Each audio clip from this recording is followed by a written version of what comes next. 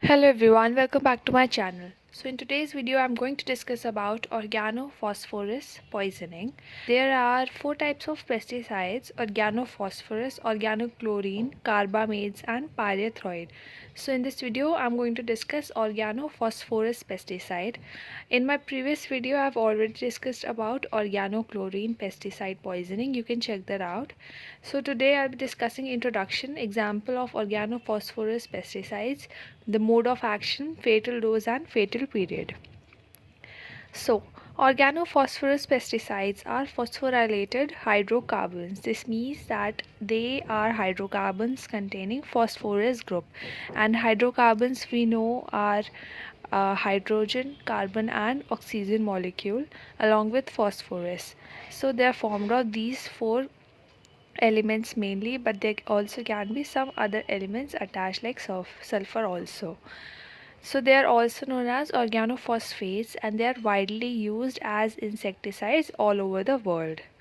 They are phosphoric acid esters or thiophosphoric acid esters, and they are used in agriculture, home, gardens and for veterinary practices. Now, if we talk about the categories, then they can be either extremely toxic or they can be moderately toxic.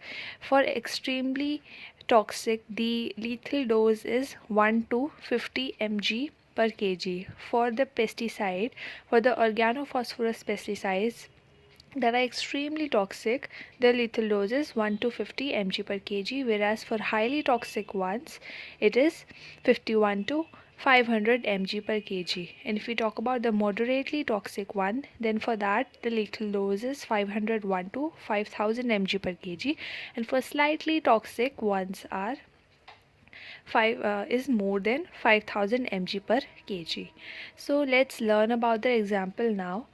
Extremely toxic to highly toxic pesticide category of organophosphorus pesticides include various examples, like for example parathion, TEPP, HEPP, phonophos, fenthion, fensulfothion, meviphos, so diazinon. All these are example of the pesticides, organophosphorus pesticides that are extremely toxic to highly toxic.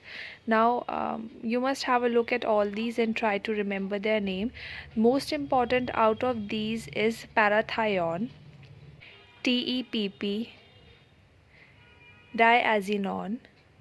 So you must try to remember these names. Other than this, for moderately toxic to slightly toxic, their example include abet, acephate, comaphos, crofomate, famfer. All these are names. Out of these, malathion is one of the important pesticide. Now these are some of the pesticide, organophosphorus pesticide along with the structures. So we have here malathion, parathion, these are important ones, diazinon. Then there's um, parathion, there's paraxon also, ethyl paraxon, ethyl parathion, diazinon, methyl parathion, methyl paraxon. So all these are the structures. Now, if we talk about the mode of action, then I think this is the most important part.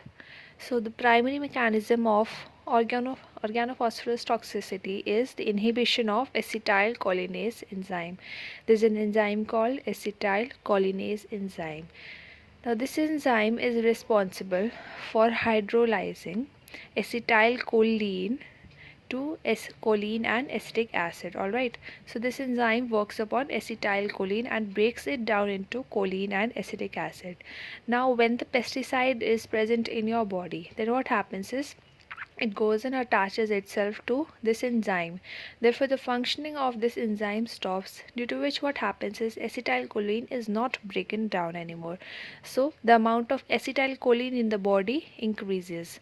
So this leads to buildup of acetylcholine, due to which continued stimulation of the local receptors occur. There's stimulation of receptors that's occurring, which leads to ultimately paralysis and nerves, or paralysis of the nerves and muscles. So normally this enzyme is responsible for controlling the nervous signals in our body.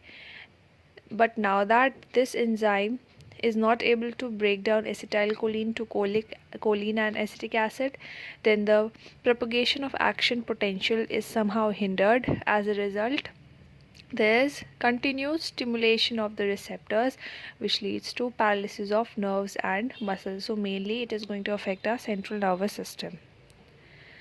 And the damage to this enzyme will kill the pests, and it may cause unwanted side effects also if humans are exposed to this.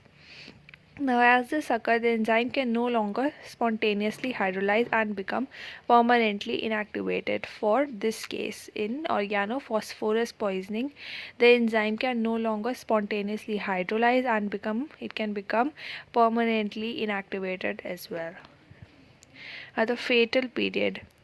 Fatal dose I've already talked about. Fatal period now we are going to talk about. In fatal doses, symptoms start within half an hour and death occurs within 3 hours. In non-fatal cases, effects last for 36 hours and fade off in 48 to 72 hours to 3 weeks. So this was all about organophosphorus compound. In my next video I'm going to talk about carbamates and pyrethroids. If you haven't checked out the organochlorine video, then you may go and check it out. I've provided the link in the description box. And please like, share and subscribe to my channel. Thank you.